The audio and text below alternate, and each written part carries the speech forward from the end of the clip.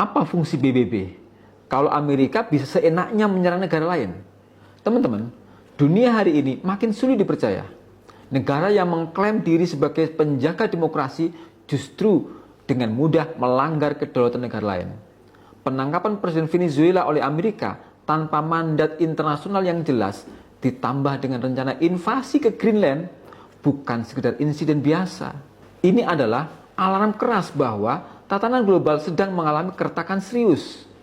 Kapitalisme global lengkap dengan PBB, hukum internasional, dan jargon HAM ternyata tak mampu menahan negara kuat ketika kepentingannya terusik. Maka wajar jika kita bertanya, di mana peran PBB?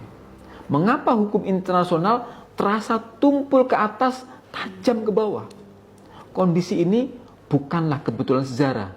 Sosialisme telah runtuh, dan hari ini kapitalisme mulai goyah secara moral dan struktural.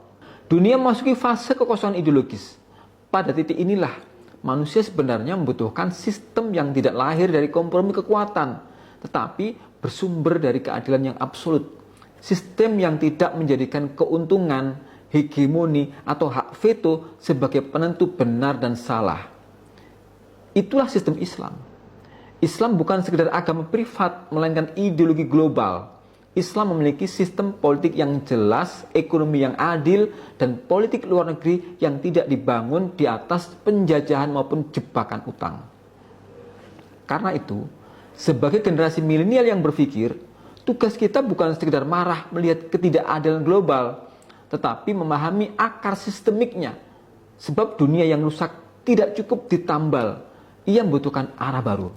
Mungkin hari ini kita belum melihat perubahan itu secara nyata. Dunia masih dikendalikan oleh veto, senjata, dan kepentingan ekonomi. Namun sejarah tidak pernah bergerak secara linier. Setiap peradaban runtuh bukan karena kekurangan kekuatan, melainkan karena kehilangan legitimasi moral.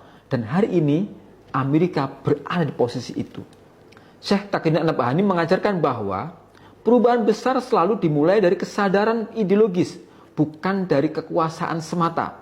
Ketika manusia mulai meragukan sistem yang ada, saat itulah sebuah ide mendapatkan momentumnya. Bisa jadi, kegelisahan global hari ini adalah tanda bahwa dunia sedang mencari arah baru, bukan sekedar pemimpin baru. Islam menawarkan visi tersebut. Tatanan dunia yang tidak tunduk pada keserakahan, tidak dikendalikan oleh blok kekuatan, dan tidak menjadikan manusia sebagai korban kepentingan.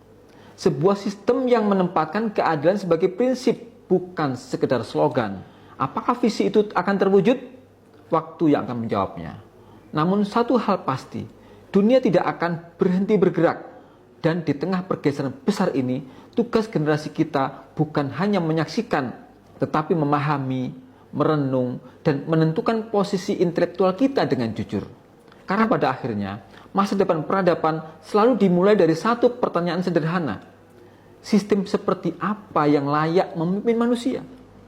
Drop pikiran kalian di kolom komentar supaya diskusi ini makin hidup dan mendorong generasi kita untuk berpikir lebih dalam.